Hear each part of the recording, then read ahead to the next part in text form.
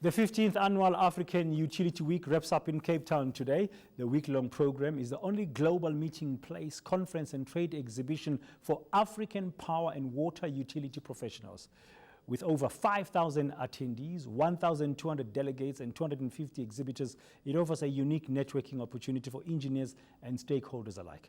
Johannesburg City Power's Managing Director Xele has been attending the program and joins us now from our Cape Town studios. Mr. Xele, good morning and thank you very much for your time. Just very briefly from your perspective, how has this week gone? Has it been a successful engagement down there in Cape Town?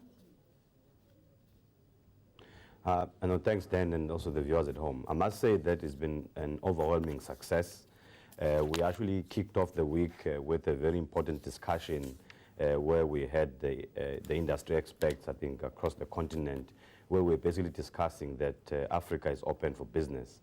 So I think if you summarize that particular discussion, I think it was clear that some of the challenges that we're facing as the continent should be seen sort of like as opportunities for the investors to come and invest in the country, but also for the country to be able to find its own solution so that we can then be able to be open for business and make sure that the economic development, not only of South Africa, but of the continent starts to prosper. What has been the attitude of the participants there, Mr. Xele, regarding renewable sources of energy? I think if you look at the theme of this African Utility Week, it's been centered around knowledge, technology, as well as interaction. So if you look at the interaction, I think it's been very sort of like engaged type of discussion. I was fortunate that I was part of the CEO forum where we had robust discussions around how we take the industry forward from the continent point of view around the various issues that we're faced with. I think the one that comes to mind, obviously, it's around the cross-border sort of like power pool that we sort of like kickstarted with, and also the issues around distributed generation, for instance, including renewable.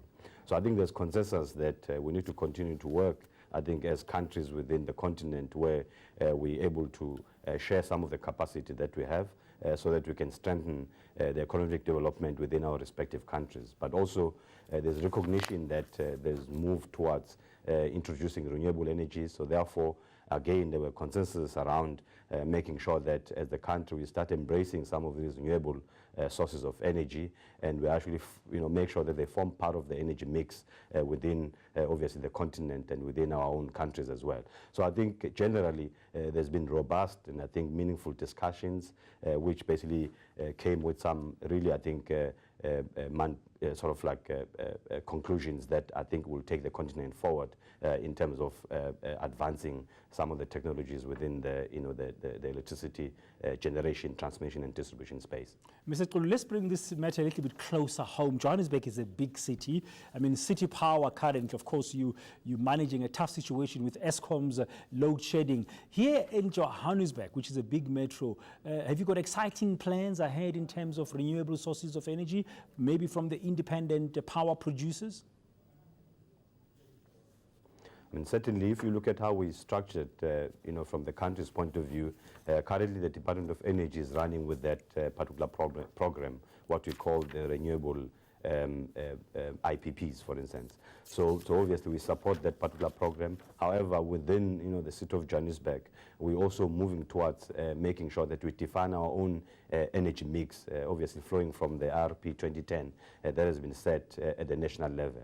I'm glad to say that we obviously have applied to NERSA to make sure that we start coming up with a tariff that will allow at least some of the customers to be able to start participating through putting the rooftop solar PVs, for instance, within their homes, and we should then be able to try and use that to tie it back into the grid so that we try and alleviate the situation that we find ourselves in, especially around the load shedding, for instance.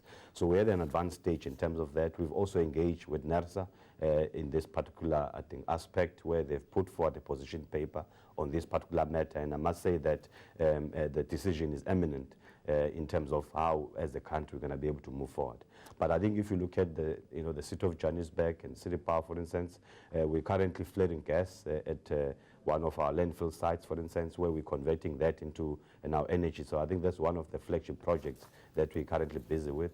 But also over and above that, we've actually allowed about 12 megawatts connection of solar within our own network, for instance.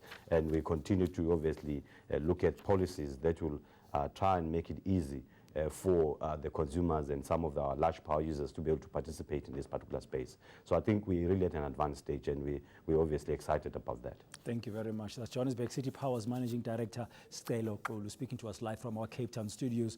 Now, in other news, government's long-awaited points demerit system is set to become a reality within a year.